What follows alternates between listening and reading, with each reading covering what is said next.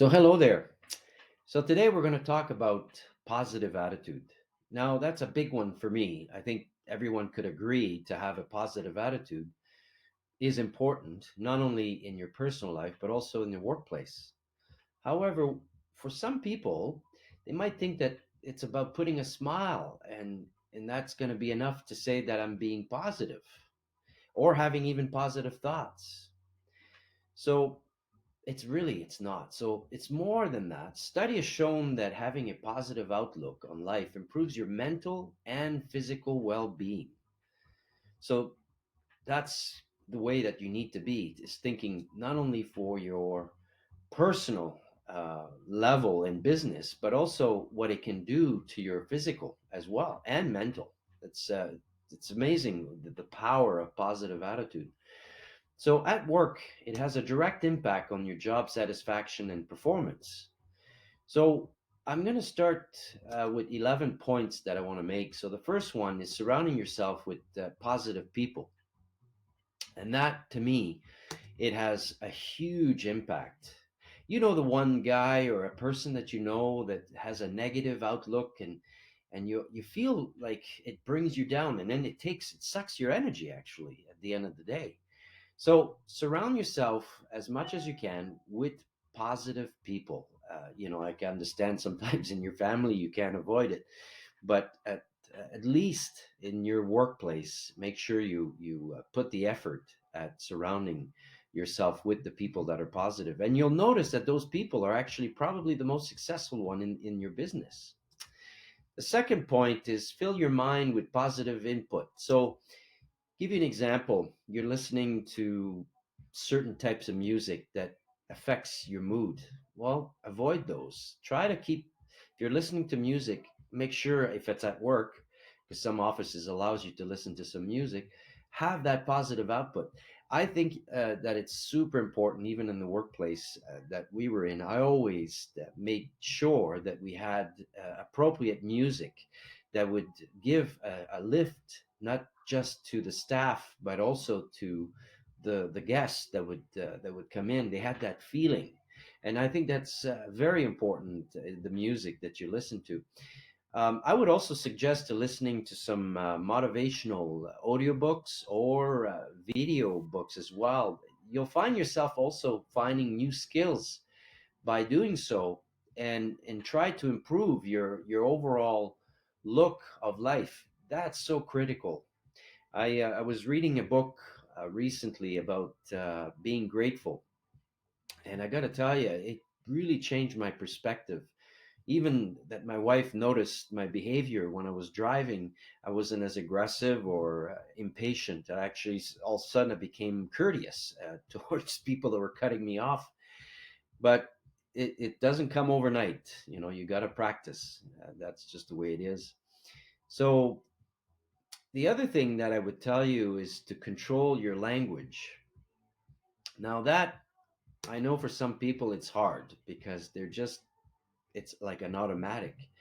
But just maybe for every time, pay attention to what you're saying, or maybe even before you say something, think it through for a few seconds, just a quick second, just to make sure that what's coming out of your mouth actually makes sense, and it's not gonna affect other people's way of how they see you, right? Because you can also, attitude is negative and positive, so the words are very critical on how you express yourself. The other thing I would tell you is to create a routine for yourself every day. uh, One thing that I've seen and I've done myself is I smile in the mirror. I know it can sound kind of strange, but I actually make a point every morning to smile at myself in the mirror, and I'm starting to say grateful things. And I'll give you an idea as a quote is so I say, I'm grateful for a new day that will provide me with new opportunities. And these opportunities doesn't necessarily have to be always about money. It could be opportunities of learning something or meeting someone, right? So, and that's what life is all about, right? And also say thank you for what you have been granted, is another day for you to enjoy. So if you see that in yourself, to practice in looking at yourself in your soul, not just pretending. You got to look through and say thank you for the opportunity of another day. So the other thing that I wanted to talk about is be kind to others. That has that effect of the positive outlay. So when you're kind to other people, it will make you feel, for being kind and generous with your time and helping someone else, but also it makes them appreciate and it recognize, uh, for them to see that you're treating them in a certain way, and that has that effect of being in a workplace a very strong positive attitude for the surrounding of your work as well. And then also pay them, acknowledge them by if they've done an accomplishment or put an effort towards doing something. And you don't need to be a manager to do this. This could be an equal person that's working with you in your workplace, that you're acknowledging them and recognizing them for their effort. It goes a long way. Little tap on the back. It's amazing. The other thing is when getting frustrated or negative, that's a tough one. I know that for some people, we are quick at answering or we lose our temper because it's kind of like an emotional response, and that takes practice. So I would tell you, as soon as you feel those emotions that someone challenged you or said something that offended you, hold your thoughts. Don't answer, don't react. And even if you can, try not to show your body language or your facial expression of what just took place. I would tell you, if it's that severe, to walk away and maybe just go for a 5 minute walk. Just excuse yourself. I'm sorry, I'm just going to walk away here.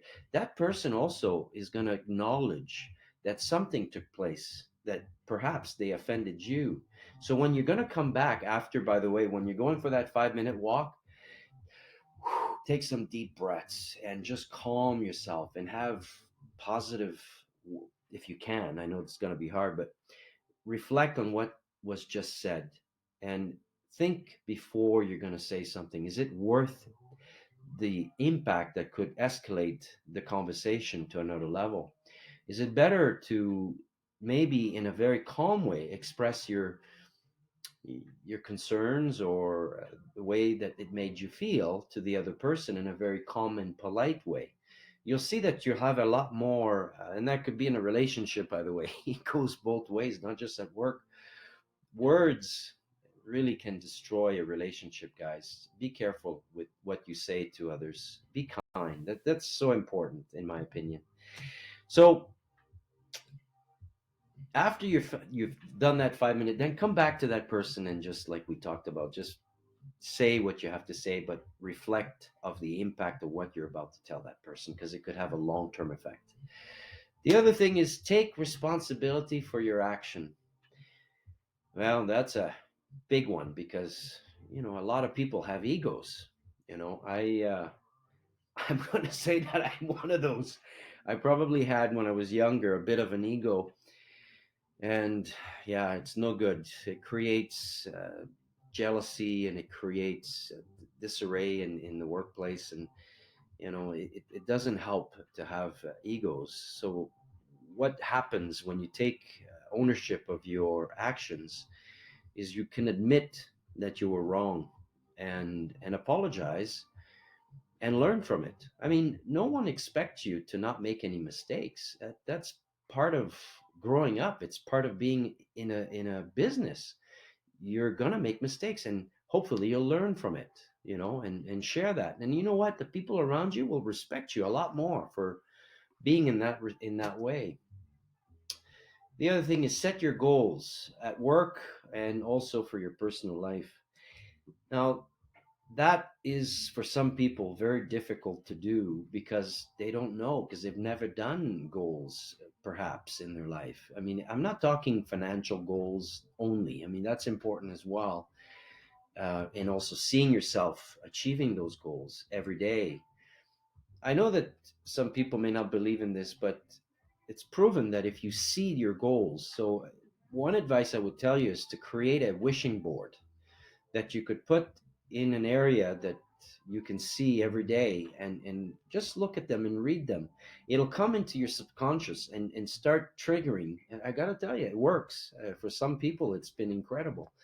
So those goals cannot just be financial. It could be a relationship. It could be something that's not going well with one of your family members, maybe your kid, or and then focus on that be grateful to them that they're in your life and you can change it around. It's never too late. So that's my take on setting goals for yourself. And if you have no idea how to, Google how to make goals, and it's all there. It's easy. This is going to be a hard one for some people, but it's a big one for me, is stop complaining. Guys, it doesn't pay to, okay, yes, we want to hear the potential negative of something that's going on that may not suit you, or it's not good for the business, but instead of just the complaint, add it with a solution. That will go a lot further for yourself. Come up with a plan, like, okay, this is the issue, this is how, in my opinion, we can fix it. People will always listen if you go in that with that approach, in my opinion. So the other part is to be curious in your workplace, and also keep learning. Those are two things that, in my opinion, they go hand in hand. To be curious, and if you're not sure, then try to learn from what you've seen, so that way you're actually better prepared moving forward, and this will actually make you feel a lot happier, which will then have an effect of being a positive individual. So you see, positive is not just putting a smile and thinking positive thoughts. It's a lot more than that. Now, finally, I would say you got to look at the long game. If you're in your, well, anything actually in your life, or at work, not just focus on the short game. I get it. Short game is also important because you can make some decisions that can go, but look at the long term effect. A very smart man, that is actually one of my idols of all times, is Mr. Jimmy Pattison. He's told me a few times, he's, Chris, look at it this way. Whatever decision you make, can you put that on the front page of a newspaper? Got to tell you, from that point on, and this is going back, like, I don't know, like 30 years ago, I heard this from Jimmy. And I've put that in practice afterwards in any decisions that I made for any businesses, because that's the key component, is to be making sure that you're doing the right move that could have an effect in other people's lives on the business, but having a responsibility in those decisions and not reacting quickly. So that's it for me, guys. I hope this will help some of you out there. And again, put in some comments. If you have any questions, I'd love to answer them for you.